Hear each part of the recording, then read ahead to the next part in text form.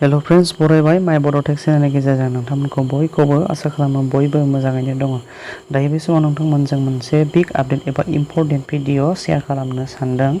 बेनो जाबाय जबनि माखासे खौरांफोर। बेनिखायनो लोगोफोर जोबजासिम नाय भिडिअखौ। बेनिफ्राय नोंथांमोनहा बेफोरबायदि माखासे इम्परटेन्ट भिडिअ मोननो थाखाय बे चेनेल एबा माय बड' टेक चेनेलखौ नोंथांमोना साबस्क्राइब खालाम, लाइक खालाम, शेयार खालाम आरो नोंथांनि लोगोखौ मदद होनो हानाय बायदि शेयार खालाम।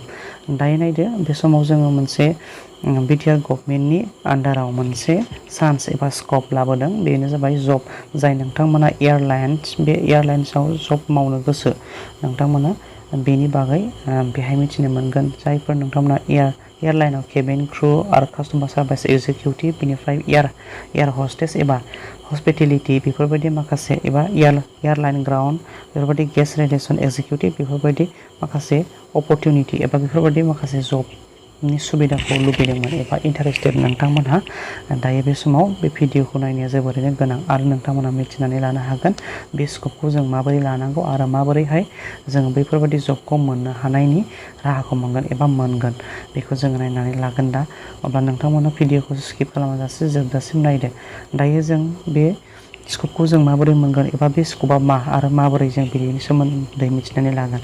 दायो बेयो इन्टारभिउ गैया लोगोफोर, बेहाय रिटेन टेस्ट गैया, बियो जास्ट अनलि माने काउन्सिलिं आरो ना, बे इन्टारभिउ होनानै नोंथांमोना बेनि माखासे चान्सेसखौ मोनगोन। बियो जाहैबाय बिनि माखासे एलिजिबिलिटि क्राइटेरिया जों बेखौ नायोबा जों बेहाय होनाय दङ जायफोर बिथांमोनहा एबा नोंथांमोना 12 पासनिफ्राय एबभ बेसेबांखि नोंथाङा हायार इडुकेसन नोंहा क्वालिफिकेसन दङ बेयो मोजां। बे मिनिमाम माने मा जागोन 12 पासनिफ्राय होननानै बुंदों बेवहाय नोंथांमोना नायदो। ओमफ्राय गाहायाव बेसिक कमिउनिकेसन स्किल्स नोंथाङा हिन्दी एबा इंराजि राव रोंनाय एबा कमिउनिकेसन स्किल्स थानांगोन होनदों। बेनिफ्राय बेसिक कम्पिउटार नलेज नोंथाङा थानांगोन। बेनिफ्राय गाहायाव बुंबावदों नायदो नैबेहाय मा होनदों, बेहाय मास्ट बि रेसिडेन्स अफ एनि कमिउनिटि अर कास्ट फ्रम बिटिआर रिजियन मा होनना बुंदों बेवहाय अर फ्रम बड' कमिउनिटि फ्रम एनि प्लेस अफ द स्टेट अफ आसाम होनना बुंदों। बेहाय नोंथाङा मा जानांगोन बिटिआर रिजियननि जानांगोन, जायखिजाया कास्टनियानो जाया मानो बिटिआर रिजियननि जानांगोन। बेनिफ्राय आन्डार आसाम अल अभार आसामनि सिङावब्ला अल अभार आसामनिफ्राय मा होनना बुंदों बर' मानसिफ्रा माने एप्लाइ खालामनो हागोन होनदों। आसामनिफ्राय जेरावखि थाया मानो आसामनिफ्राय बड'फोरा एप्लाइ खालामनो हागोन। नाथाय गुबुन गुबुन कास्टनि आरो बड'फोरखौबो लानानैब्ला अब्ला नोंथाङा मा बिटिआरनि आन्डाराव जानांगोन होननानै बुंदों।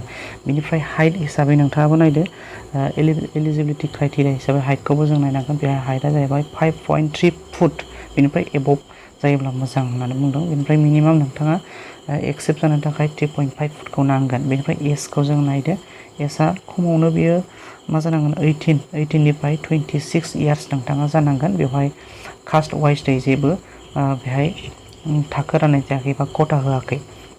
अब्ला दानिया जोङो नायदो बियो बेनि एग्जामा माबायदि जागोन एबा इन्टारभिउआ माबायदि जागोन। जोङो बेहाय सिगाङावनो नुखादों इंलिस आरो हिन्दीनि जानांगोन होननानै बुंदोंना काउन्सिलिं एबा इन्टारभिउ जागोन। ओमफ्राय डिस्ट्रिक्ट वाइसै जों नायदो बियो माब्ला जागोन। उदालगुरि हिसाबै 19 सेप्तेम्बर, बेनिफ्राय मुसलपुर हिसाबै 20 सेप्तेम्बर, बेनिफ्राय क'क्राझार हिसाबै 22 आरो 23 मोननै डेट होदों बेवहाय मा होनना बुंदों। ओमफ्राय दायो जों बेनि टाइमखौबो नायगोन।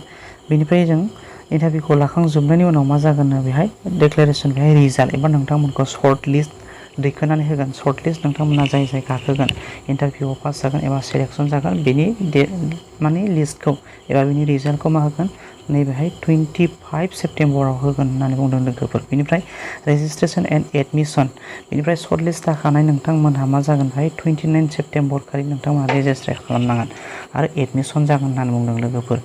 बेनिफ्राय जोङो मा होनदों बे माखासे जगाजगा जाहैबाय नैबे एयारलाइन्स बर्डारजों जगाजग दं दे लोगोफोर। ओमफ्राय बेनिफ्राय बेखौ जगाजग लादों जोङो जोंनि बिटिआरनि सिंनि बिबानगिरि बिथांमोना माने रन्जन के बरुवा बिथांमोना एडभाइसार जागोन।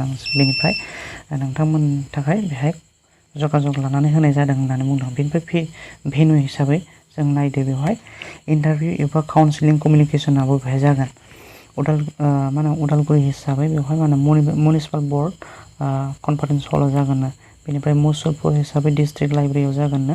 बेनिफ्राय क'क्राझार हिसाबै सिट मा होनो अफिस बड'फा नोगोर बेहाय जागोन होननानै बुंदों। बेनिफ्राय टाइमा नायदो 11 AM निफ्राय 5टा PM सिम बियो जागोन होननानै बुंदों लोगोफोर। अब्ला लोगोफोर जोङो दायो मिथिनो मोनबाय नोंथांमोना जाय एयारलाइन्सआव एबा फ्लाइटआव खामानि मावनो गोसो, नाथाय लोगोफोर बेयो एक्सुवेलि बेयो जबथार नङा दे, साख्रिथार नङा, बेयो मोनसे स्किल्स एबा ट्रेनिंसो जायफोर नोंथांमोनहा गोसो। आरो जेब्ला जबआ ओंखारो अब्ला नोंथांमोना एप्लाइ खालामनानै नोंथांमोननि ट्रेनिंनि एबा नोंथांनि स्किल्सनि डिप्ल'माफोरखौ लानानै नोंथाङा एप्लाइ खालामनो हागोन आरो जबखौ नोंथाङा लानो हागोन। आजिखालि गोबां समाव जबफोरा माखासे स्किल्स एबा सार्टिफिकेट बिनाय जायो। बेनिखायनो नोंथाङाबो बेफोरबायदि माखासे कर्स एबा स्किल्सफोरखौ लानानै थाखायोब्ला मोजां जायो लोगोफोर।